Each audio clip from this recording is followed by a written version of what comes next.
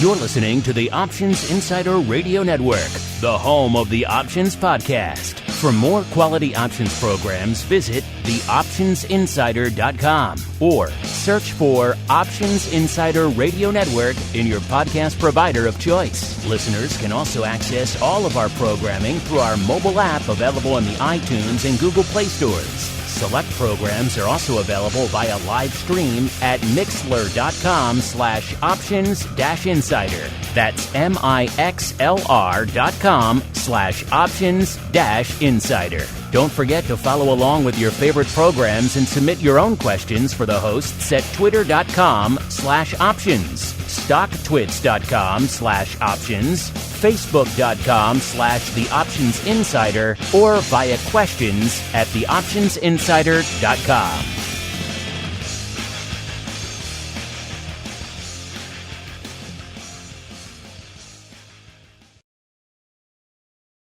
Gold, crude oil, corn, soybeans, and more. With so many tradable products, the futures options market can be an intimidating place. How can you possibly keep track of the latest trading developments across so many different products? Don't worry, we've got you covered. Welcome to This Week in Futures Options, the program designed to help active futures options traders stay on top of this ever-changing marketplace. Each week, we'll break down the top trades, hot products, volatility explosions, and much more. So be sure to check out our live stream via the Mixlr app, or join our live chat room at mixlr.com/options-insider. Whether you're an experienced veteran or a newcomer looking to separate the wheat from the lean hogs, This Week in Futures Options has the information you can't find anywhere else. This Week in Futures Options is brought to you by QuickStrike, options pricing and analysis software. Learn more about QuickStrike at bantix.com. This Week in Futures Options is also brought to you by CME Group, the world's leading and most diverse futures and options exchange. Visit cmegroup.com/options. This Week in Futures Options is also brought to you by FTSE Russell, a leading global provider of benchmarks, analytics, and data solutions. For more information, please visit ftserussell.com. And now, get ready to break down the latest futures options trading activity. It's time for This Week in Futures Options. All right, everybody. That music can mean only one thing. Yes, it is time for TWIFO, This Week in Futures Options, a program where the name pretty much says it all. It breaks down the week that was and indeed still is on the futures options side of the fence. So talk some equities, maybe some ags, maybe some energies, fixed income, FX. You never know. Lean hogs, you never know what's going to make it on the program each week. So you got to tune in every week. Keep sending us those questions, those comments, those products you want us to talk about, because we do indeed love to hear from you. My name is Mark Longo from theoptionsinsider.com, as well as, of course, from the ever-exciting The Options Insider Radio Network. Pleased to be back in the old studio yet again. I was in D.C. a couple weeks ago. I was in Florida last week. Here we are back in the studio, and I'm all doubly pleased, listeners, to be joined in person. It's a rare in-person treat. Speaking of treats, I did hear a rumor we have some delicious treats available for after the show. But before we get to that, I am joined in person by my old friend, my cohort, my partner in crime, holding down the FTSE Russell hot seat, Mr. Sean Smith, the Managing Director of Derivatives Licensing over there at FTSE Russell. Sean, welcome back to the program. Good to see you in person again, sir. Great to see you in person too, Mark. It's great to be here. Thanks very much for having me. It's always good to be here. And it's good to be back home again. Yes, it is good to be back home. And you know, Sean, you have, I would say you have one of the less enviable travel schedules. It seems like in between these personal appearances there in the studio, you're off to the hinterlands of Asia and up to the frozen north and down to South America. So regale us, sir. Where have you been since the last time you and I chatted in person? I've spent quite a bit of time in New York visiting clients and other index folks within FTSE Russell, talking about product and product ideas, sharing derivatives knowledge with the sales force of FTSE Russell. I've been to Toronto to do the same. We have quite a team up in Toronto, Canada. I just got back there. It's still warm there, and the colors are still green. So there's going to probably be a mass exodus of leaves and things there in the very near future. I was pleasantly surprised. I was all planned to have winter up there, but the weather was kind of nice. And what does FTSE Russell do up there in the frozen north, sir? A big FTSE Russell presence up there? We do. We have a strong presence on the equity and fixed income side. Real strong on the fixed income side, and we have a great sales team. We have a gentleman named Paul Bowes who runs the country for us. Is head of Canada. Fantastic host, and we had some good client meetings and some good internal meetings with the team there. Pretty big responsibility. So it's pretty much the head of PM of Canada, and then your guy, number 2, right there, running the country. So it's impressive. It's a broad reach for FTSE Russell over there. Well, Sean, tell you what, I'm going to regale us with what's been moving and shaking this week, and then you, as our in-studio guest, get to pick where we start. All right. So put your thinking cap on now while I break down some of these names. Well, first off, I'll let you pick. Do you want to start dark side or light side? The upside movers or downside movers? I'm a bullish kind of guy, so let's go upside, please. I had a feeling you were going to go that way, but, I never want to put words in anyone's mouth. All right, let's go upside. Let's start the top 5 movers. Again, these are just net movers since the last time we all gathered here together here, listeners, in terms of the future, the underlying movement. It's not vol, it's not open interest, none of that stuff. It's just straight up what's moving and shaking this week over there on the CME platform. Number 5, seems like a bit of a theme this week. Number 5, listeners, is Oats. Oats up 5.75%. Number 4, wheat, up about 6.2%. Number 3, lumber, up about 6.4%. Number 2, KC wheat, good old Kansas City wheat, up about 6 2/3%. And number 1 with a freaking bullet this week is the lone energy holdout here on the top 5 here, nat gas, up nearly 13%. That's on the heels of being down almost 5% last week, Sean. So big swing week to week here in nat gas. Moving on to the dark side, to the bottom half, we got the Eurodollars off about 1.34%. I get that far out there to the hundredths because the Ultra Bond at number 4 there with 1.36% to the dark side. Number 3, platinum, off nearly 2%, 1.9%. Number 2, good old RBOB, off about 4%. And number 1 with a bullet to the downside. So we had nat gas up 12.75%. Now we got to the downside, we got iron ore off 11.3%. So not a good week in the iron ore space. So Sean, I covered a whole broad spectrum there. Or maybe there's something else you're kind of stroking your chin about you want to start at. You are our guest, sir. I'll let you choose. Where should we begin our journey this week? Let's start with rates. Rates. Okay, we can do that then. You're an old school rates guy. I am. Someone mentioned to me recently, I think it was our friend Rhodes, Mr. Russell Rhodes from the TAB group, said, you guys don't do enough rates on this show. But we hear that all the time. You don't do enough ag. Pick your product, right? Whatever product you're in, that's the one we don't do enough of, right?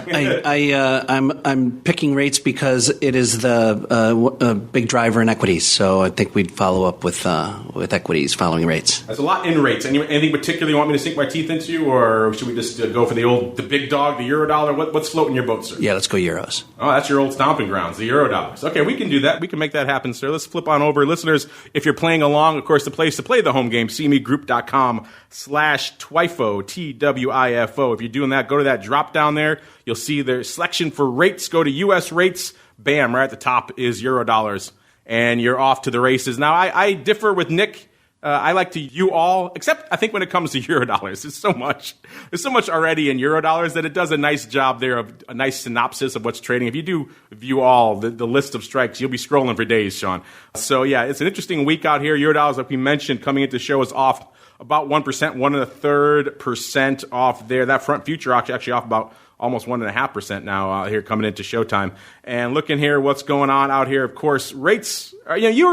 You're an old school Eurodollar guy, Sean, and I talked about this with with Derek last couple weeks ago on the show as well. This is one of those products that it's very hard to convey to a retail audience, a retail audience who likes to tune in, listen, and talk about, your typical things, your apples, your VIX, your corns, your golds.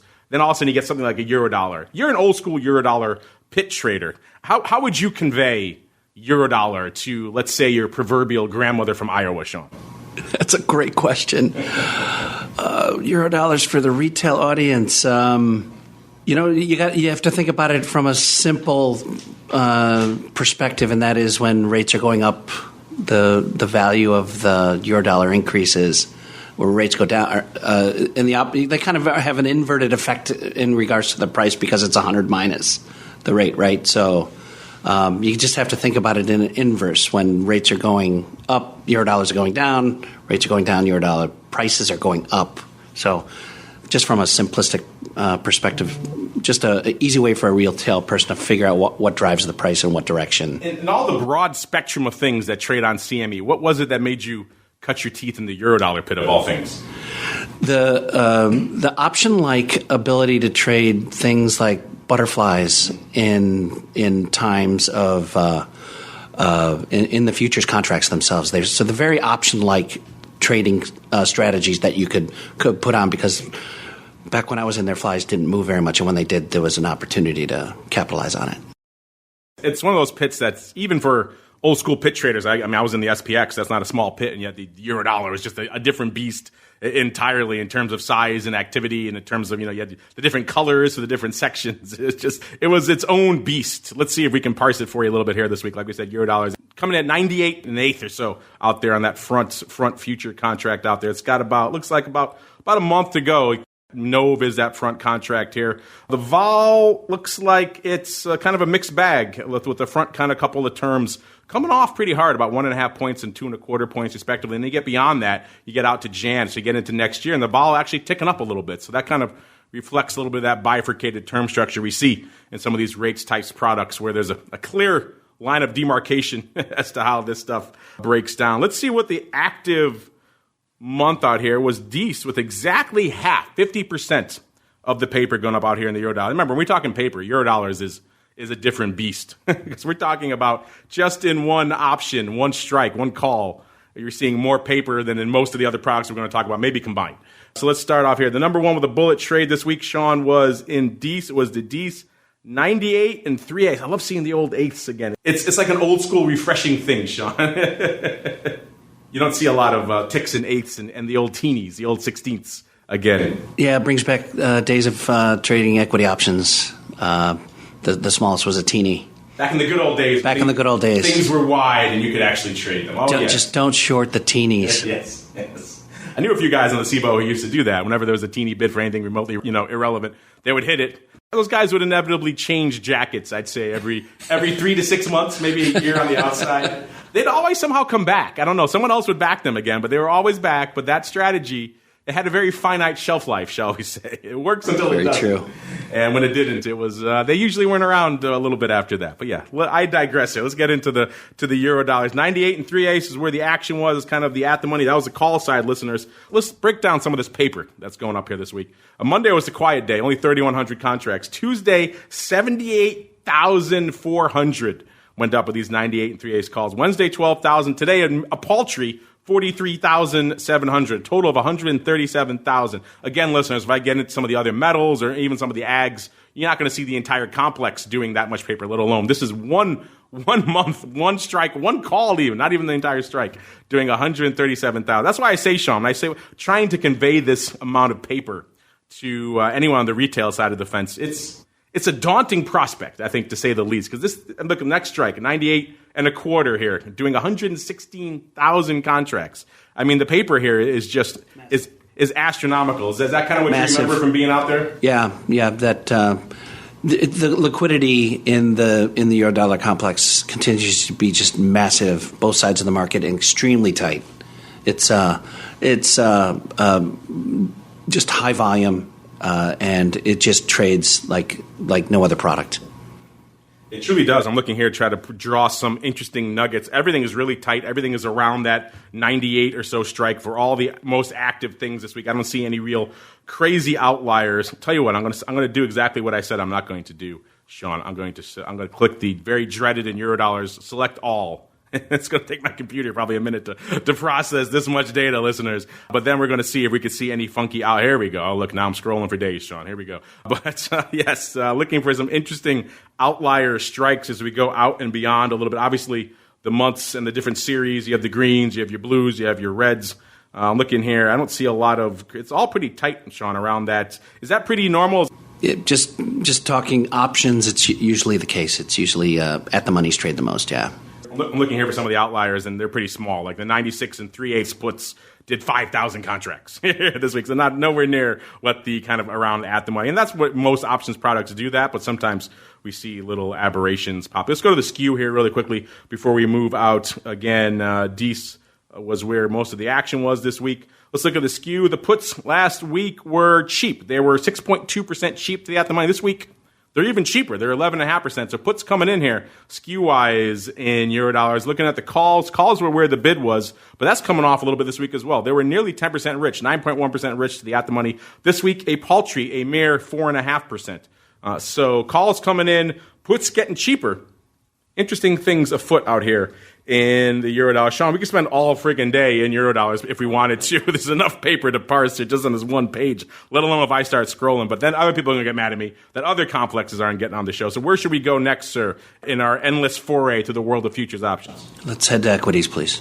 I don't know. We don't do equities on this show. You're on the wrong purpose. Yeah. All right, let's do it. Let's hit it. Let's get into equities land. A weird week, a weird day. Kind of come into the end of the week here. It was a lot of mixed stuff. Obviously, everything's been very macro-driven of late. You know, trade war.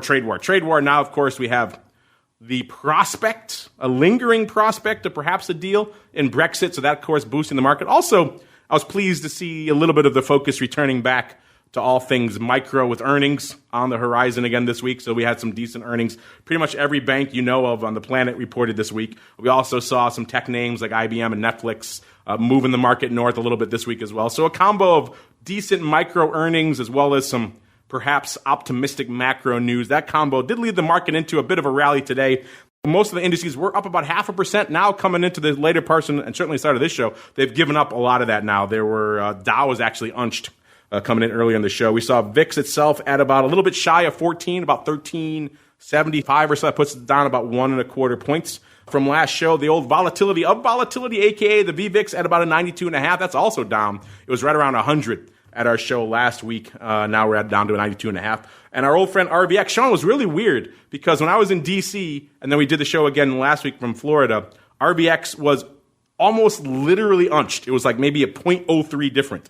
And then this week coming into Showtime, we're off over 4 handles, down 4.15 at a 1775. So that was strange. Usually, I can't recall another week where I saw RVX effectively unched like that. Usually it's going somewhere, right? And this week is the case. So was that interesting for you last week to see vol effectively sticky for a week out there in small caps? Yeah, just looking at the performance of the indices themselves, you saw S&P and NASDAQ just kind of unched and down slightly, but you saw the small cap index, the Russell 2000 benchmark, just in a more of a strengthening mode. It was up quite a bit each of the trading days of this week and last. So that just brings vol in. Let's see what it brings to the table from an options paper perspective. Listeners, you guys, as always, head on over to that drop-down, cmegroup.com/TWIFO, wherever you're getting access to those tools, and then choose the equities. And then we're heading on over to the Russell 2000 to kick things off. The Russell actually up net on the week here, so a good week for small cap. You know, it's been interesting to watch. Small cap, Sean, kind of moving to the beat of its own drummer these days. You know, the broad equities are off and Russell's up or vice versa. Has that been interesting for you to kind of come to grips with that of late? It's where I honestly see a great trade opportunity, and Russell 2000 being that benchmark in small caps is a tremendous opportunity. You know, and as the market moves, you'll see the small caps outperform the other indices, but when there's that down move, you'll see them outperform to the downside as well, which brings that famous skew to the downside of Russell 2000. That skew is something people always talk about. Well, we're going to get to that. I think we have a listener question about that. And looking at this week's paper, I think he's going to have more to say. But let's break down what was going on out here this week. So Russell actually up about 25 handles at about a 1541 coming into Showtime. Now that puts us up about not quite 2%, 1.86%. Not enough to crack into the top 5 this week, Sean. It was a pretty aggressive upside week for the ags and for nat gas out here. Vol, of course, as you see in the equities when you're rallying, vol's coming off again this week. Off pretty firm, too. Looking out here, we got this one-day contract. We'll just ignore that. That's not really vol anymore. But let's go out a couple of weeks here Actually, at least a week to the 2-week contract. Vol's coming in many points, 3.5 points, and going out to the week 1 of Nove, which gives us about exactly 2 weeks and a day or so out there. Vol coming up about 3.25 points as well. So yeah, pretty aggressive hemorrhaging out here in the vol space. We saw that in the broad large caps as well. S&P was hemorrhaging vol. It's like they think the deal's already done in the trade war and in Brexit. We saw this before with the first time Brexit was going around, Sean. It was very infamous on our Volatility Views show. So this is even a couple of days before the vote in Brexit, the first time. And everyone seemed it was a done deal because they took like a telephone poll in the UK, and it seemed like, okay, majority of sentiment was against it, so it's not going to happen. And the markets took that poll as gospel and went out and just annihilated equity vol across the board. And we all know what happened a couple of days later. The vote actually went through and it blew the doors off everybody and vol exploded.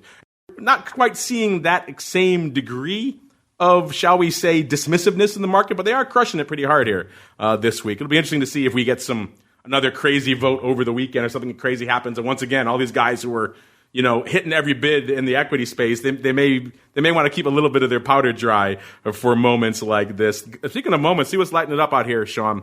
You know what? I think our listener question, I'm actually going to cheat, Sean. I'm going to cheat. I'm going to bump up. We have a listener question here. He was asking exactly about this. This comes from Chuck. I'm going to bring it up now. It comes from Chuck Mendez. He says, why do you think there's so much downside put paper in the Russell 2000? And on the heels of that, I'm looking here right now, the most active contracts again this week, Sean. Your little roadshow sounds like it's been paying some dividends because we have been seeing some decent blocks going up here, including the big print this week, the DEES 1385 puts.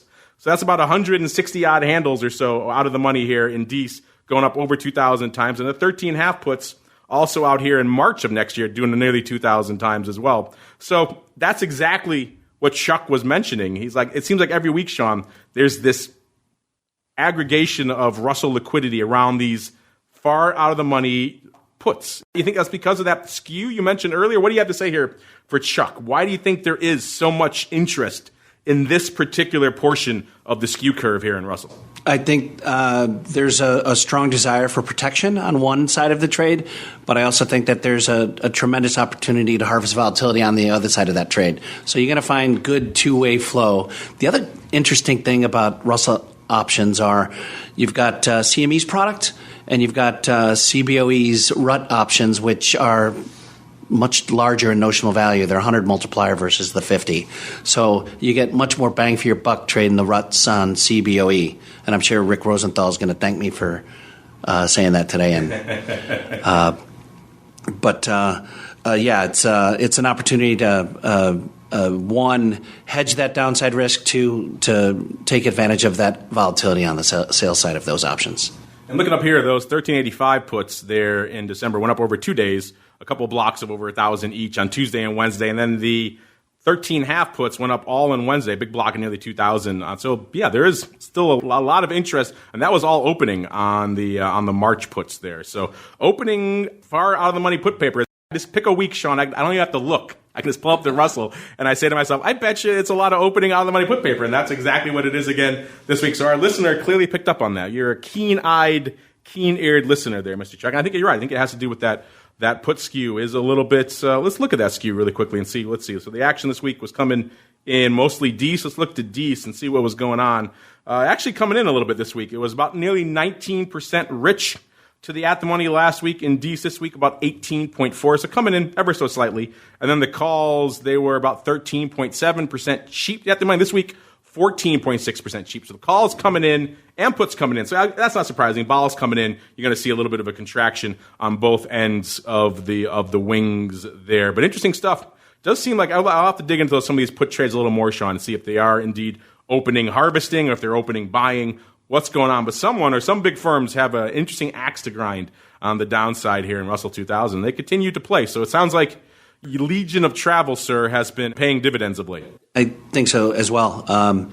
But as I think I've said in many of your shows, folks need to buy puts when they can, not when they have to. And then as vols come in, it gives customers that opportunity to get that protection at a better price.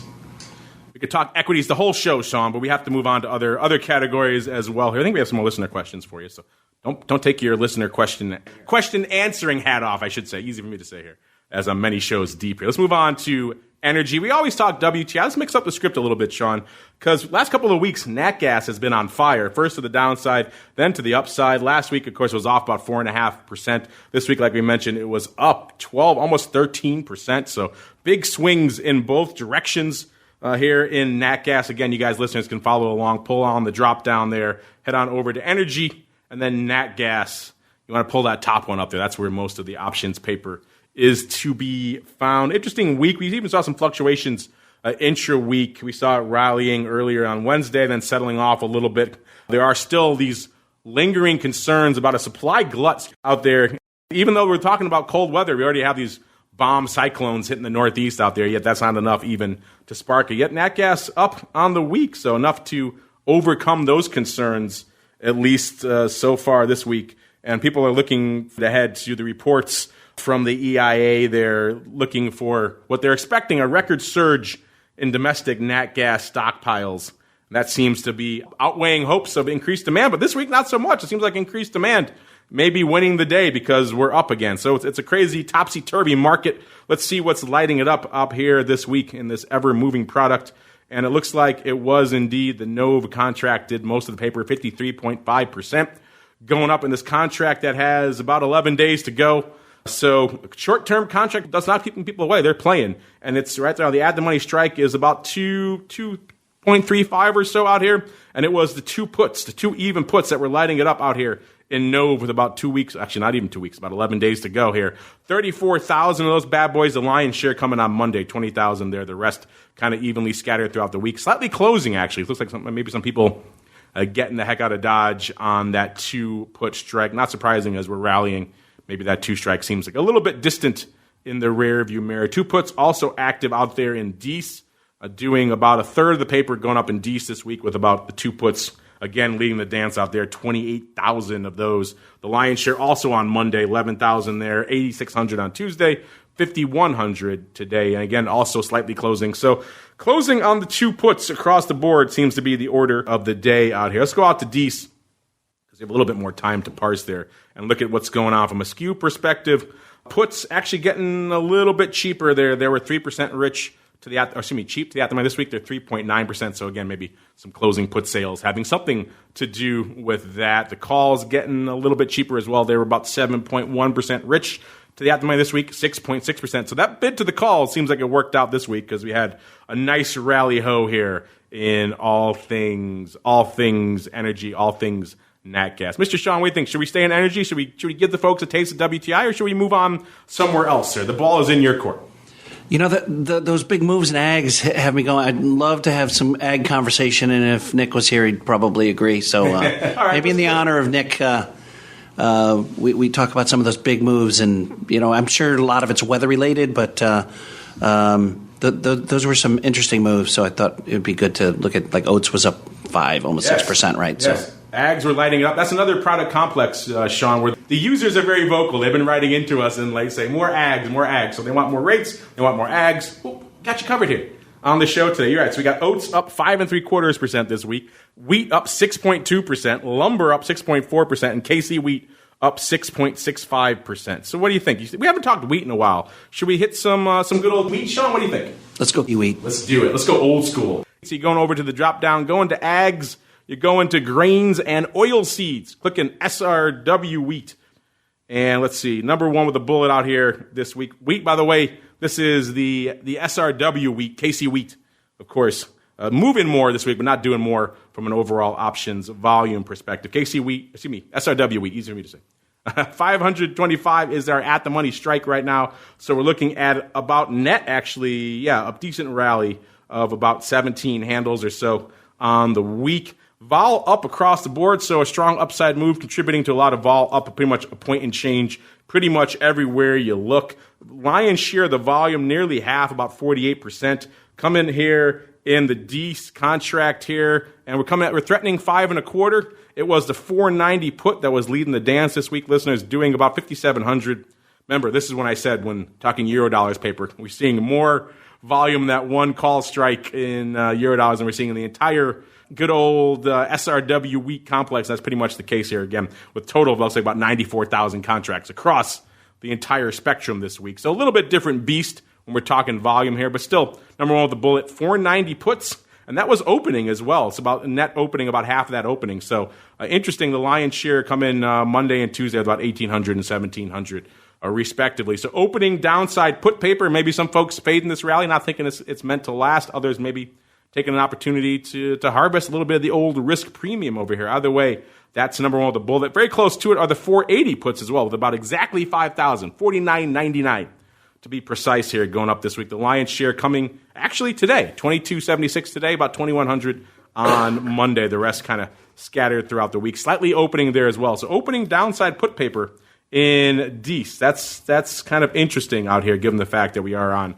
such an upside run out here. Let's look at the skew really quickly, see how that's lining up. The puts were cheap last week, and they're still cheap, a little bit more cheap this week. They were about 3.1% cheap. The at the money, this is in DEES again, listeners, they were 3.6% cheap. This week, the calls were where the action was last week, 5.5% rich. That call love was rewarded, certainly with this week's upside move. Now the calls have come in a little bit. That's not surprising. 4.1% rich to the at the money this week as well. I say we can look at Oats, Sean, but there's not a huge, not a huge options contingent here for Oats. So metals, crypto, what's floating your boat out here, sir? You know, Tim McCourt's been talking quite a bit about Bitcoin in the recent days. A good game about Bitcoin of late, has he not? So let's go the crypto route. They have been making some news out there of late, of course, not on this show, Sean. They announced it a day, 12 hours after the show, that they're the one product I've been bugging them for about 2 years. They're actually launching, which are, of course, Bitcoin options. No definitive date. When I had Derek on, we had Tim on, of course. We also had Derek on recently. I tried to get him a little bit more of a concrete date out of both of them. They're both staying sometime in Q1, so we could have up to about, almost 6 months till these things actually launch. But there has been a lot of playing in that space since then. And interestingly enough, we've seen a lot of players. We just had the folks from Ledger X. We've had others. We saw the launches of Bakkt, and a lot of people playing in that physically settled side of the crypto futures space. I saw people asking CME if they're going to play there as well. Our buddy Tim McCourt coming out here this week, actually, and saying, nope, they have no plans to dive into their physically settled Bitcoin futures yet. Obviously, I think we have a listener question about that, so I won't say too much about that. But effectively, Tim came out and said that they're going to launch their options. Basically what he said on our show, increasing client demand and robust growth. And let's see, looking here for his comments, but that he says effectively they have no plans to follow suit with what a lot of the other players are doing in the space, which is the physically settled type contract here. And you know what? Since we're talking about physically deliverable and we have questions about that, we also have more questions for the Russell. I think let's do it, Sean. Let's keep on rolling into some futures options feedback. It's time for your questions, comments, and insights.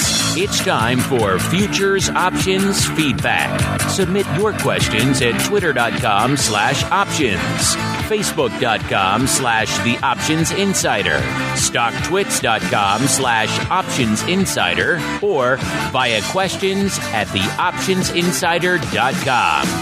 You can also submit your feedback via our Options Insider Radio Network mobile app, available for iOS, Android, and Kindle Fire devices. You can even ask your questions live every Friday at 3 p.m. Central via our Mixlr chat room.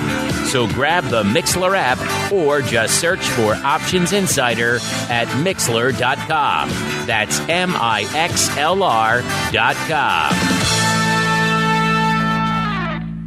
All right, everybody, welcome to your segment. I mean, the whole show is your show, but this is really your segment. You get to send in your questions, your comments, your insights. We love to hear from you. Keep them coming. We'll see how many we can squeeze on here. Since we're just talking about crypto, let's start off here with a question from 29. 29 wants to know, why is physically deliverable crypto such a big deal? Well, this is something we've been talking about on our crypto show, even on this show a little bit as well. A lot of the new entrants into the crypto space are going that route. They're trying to create contracts that are physically deliverable so you can trade the contract and it actually will expire and settle into the underlying Bitcoin, which a lot of people want. I mean, Sean, you're in the index game. A lot of that is cash settled a lot these days. Can't really have a lot of physically settled indexes. But maybe what do you have to say for our buddy here, 29? Maybe I'll take it outside of the crypto realm. Just in general, why do you think a physically settled, a physically deliverable type contract is maybe interesting to some of the players out there? I think it's delivery. I think it's being able to take that delivery and complex delivery. I would say the majority of futures contracts that have physical delivery, a real small percentage of them go to delivery, and people take delivery. I think it's more of a hedge and an investment and a speculative vehicle versus being able to actually have that deliverable quality to them. So. I think just in the complexity of delivery, you have to have a lot of mechanisms in place. Yeah, I mean, a lot of the commodities, like producers and things, like to have that physically deliverable type contract, so they could write these contracts and have it just delivered. And that works well for a lot of these certain contracts. And for crypto in particular, getting back to your question, I think it eases the process for a lot of things, like people who have a big stable. They're sitting on a lot of Bitcoin right now. They can write a covered call against it. And it's nice for them to have that underlying go right into that covered call contract without having to worry about some other issues or weird contract specs or how that relates to a reference rate or something like that. Having a nice one-to-one relationship, write it out, and it could settle into that contract. I think that eases concerns for some funds out there. And that was certainly, I know, a lot of the new entrants to the space. That's what they're hoping. That physically deliverable contract will help lure a lot of the large institutional players who maybe have been a little bit reticent on crypto for some of these fungibility and other reasons, if they can just have a nice physically delivered contract. The hope, at least, is that will alleviate some of those concerns. CME doesn't sound like they're too worried about that because they're not in that race. And so far, at least with the launch of the first little bit of physically deliverable futures we've seen, everyone thought the Bitcoin market might rally. It actually has sold off pretty hard afterwards. So far, at least, it hasn't been perhaps the bullish signal a lot of people were hoping for out there. Maybe that's one of the reasons why CME is waiting to see. Next time I talk to Tim, I'll have to ask him that exact question. Let's see here. DeWitt wants to know, have you guys talked about iron ore on the show? If not, can you add it to the rotation since it's moving? Thanks so much. Well, you are right, DeWitt. It is moving again this week. It was the number one of our dark side movers to the downside, off 11.3%. And to answer your question, let's go back about a month or so. We talked about, in fact, I will do it for you again, just so you can see yourselves, listeners. But we tried to do a deep dive into all things iron ore, for you, so you guys can see for yourself how not exactly exciting it is from an overall options perspective. It's just not an option story. I wish there was. We tried multiple times to try to pull up some sort of options story for you right now, and I'm going through the different products out here right now, listeners. And there are a whopping, whopping no contracts that went up here this week. So it's just not, I've tried many times. I cannot make an option story where none exists. So yes, we have talked about it in our movers and shakers. We talked about it again this week in terms of net movement, but there's not much else we can sink our teeth into from it. There's no options. There's no open interest to parse. There's no real vol movement we can really get into as it pertains to the options. There's no changes in skew. All the things we like to talk about here, number one trades, none of that exists for iron ore. So unfortunately, I wish we could add it to the rotation, DeWitt or Dwight, but it's not an option story, at least not for the time. That changes. We'll be happy to talk about it here, but so far, not so much. Sean, here's a question for you. This comes from L5. And this is something we touched on before on the show, but maybe we need to revisit it again because they're asking about it again.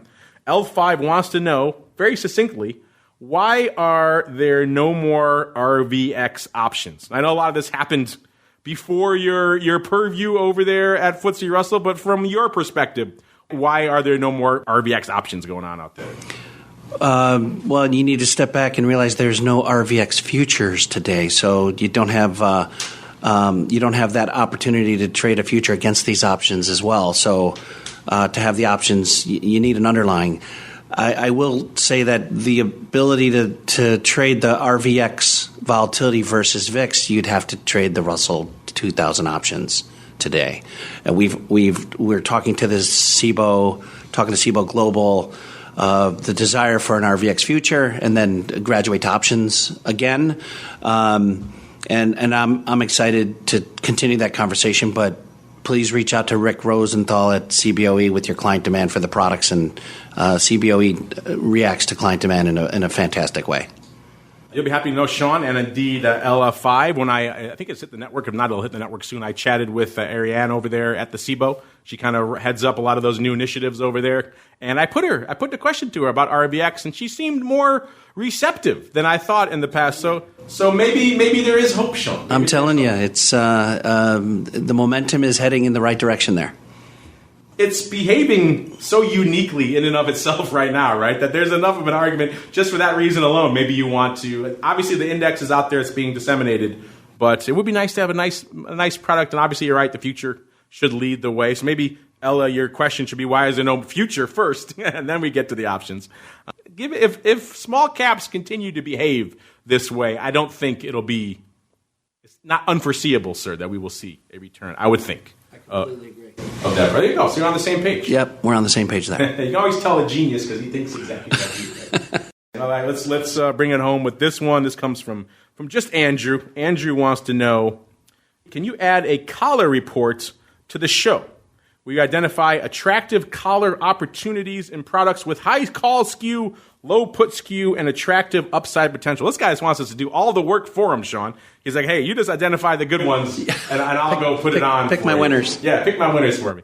That's something I have teased Nick and them about creating some more kind of reports we can kind of feed into the show that do this kind of thing. When we see those lining up like we did very famously in soybeans about a year and change ago, we will, of course, discuss them on the show. It's not a setup that occurs very often, as you kind of mentioned there. You need a couple of independent things to all move in the same direction. You need the calls to be firmly bid. You need the puts to be cheap. That combo alone is not something you see that often. And then also you need, as you point out, maybe a nice, attractive case for the underlying in the near future. So if you want to buy it, it's nice. Then you can put on nice, tight protection, very cheap. You could sell a call a decent amount out of the money, get paid pretty well for it, and on top of that, have a nice room to run with the underlying. That's not a setup you see very often. And you can already take out, a lot of different things like the equities. You don't see a lot of strong bids to the calls very often, so that takes a lot of them off the table. And so there's a lot of parsing. But yeah, that's something we can maybe look into. Maybe I'll squeeze Nick and their arms over there. I'll say, hey, Andrew wants the reports. So, but we do like giving you guys those kind of things we can talk about more on the show. And maybe there's some way we could add something like that. Maybe we could have like a crazy skew report on the show. That'd be kind of fun. So the biggest swings. But we've talked about this before too. People have asked about that before too, if we can do that. And that's, how do you parse that? What's the language you're using there? Is it just biggest percentage moves? Because that could be in some crazy weekly contract that really isn't that relevant. Or is it, more of a comparative? How do you really measure the craziness of the skew move? That's probably the question for that. But that's something we'll probably get to that first, I would imagine, before we have a collar report. And then from there, of course, you guys can do your own homework and take the ones we highlight there on the skew report and run with them for whatever you want, a collar or whatever the heck it is you guys want to trade out there. All right. Unfortunately, or perhaps fortunately, depending on your view of the show, that music means we've come to the end. Sean, it's already been pretty much a whole show. Hard to believe here, but I think you did a good job today, sir. So I have it on good authority that there may be something delicious waiting for you after the show. What do you have to say about that, sir? It's always great to be on the show. The post-show is going to be fun, but a whole different thing. It's a completely different thing entirely. But it's always good to be here. It's always good to go through a nice Russell 2000 small cap recap. Small cap recap. I like that. I think you just named a new report for yourself, sir. The small cap recap. I like that. But it's always good to be back. Thanks for having me. Well, if listeners want to learn more about what's going on in FTSE Russell, maybe they want to contact you about something, or maybe they want to just know what you guys have up your sleeves for the foreseeable future. Any teasers you got for them, Sean? Now is the time. And also, if they want to learn more, where should they go? What should they do? No teasing to happen today, but my email address is smith@FTSERussell.com. Feel free to reach out to me. There you go. Hit the man up. He gave you his email. Make him regret it, listeners. Deluge him with all your questions about RVX and everything. Ella and all your other ones. Chuck, who had questions about Russell 2000. Hit up Sean. So even when he's not here in the studio, he can still press him about all the fun stuff going on. You can, of course, learn more. FTSE Russell, FTSE Russell.com is the place to go. Give him a follow on Twitter while you're at it, at FTSE Russell, I should say, is the place to go out there. And, of course, speaking of places to go, if you want to kick the tires and light the fires and these reports and everything else, CMEgroup.com/TWIFO is the place to go. You can see all the stuff we're talking about here during the showtime. If you're listening after the fact, just make sure you adjust that date range so you can line it up with what we're talking about here. You can see exactly what we saw here when we were parsing the show. And keep those questions coming. We love to hear from all of you. And we'll see you back here tomorrow for Volatility Views, 1 p.m. Central, 2 p.m. Eastern. Then we kick it all up again on Monday with the option block. And then we're right back here on Thursday for more of This Week in Futures Options.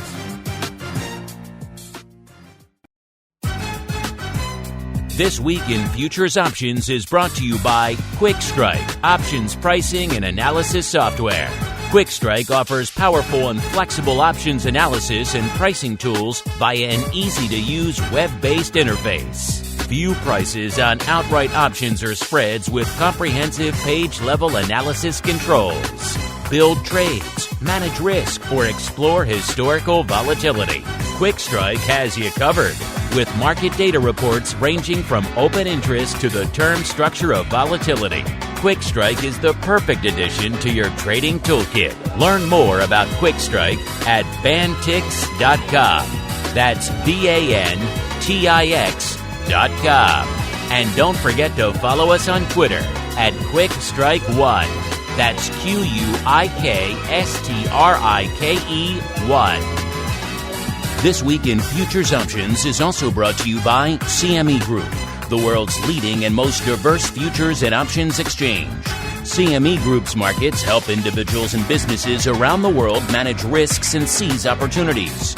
CME Group offers the deepest and most liquid options on futures across all asset classes, including interest rates, equity indexes, foreign exchange, energy, agriculture, and metals. For more information and educational resources about futures options at CME Group, visit cmegroup.com/options. This Week in Futures Options is also brought to you by FTSE Russell, a leading global provider of benchmarks, analytics, and data solutions. Investors in the U.S. and around the world are using FTSE Russell indexes to benchmark their investment performance and create investment funds, ETFs, structured products, and index-based derivatives. Many Options Insider Radio Network listeners will be familiar with the Russell 2000 Index. Russell 2000 futures and options are currently trading on the Chicago Board Options Exchange and CME Group. For more information, please visit FTSERussell.com, CBOE.com, and CMEGroup.com.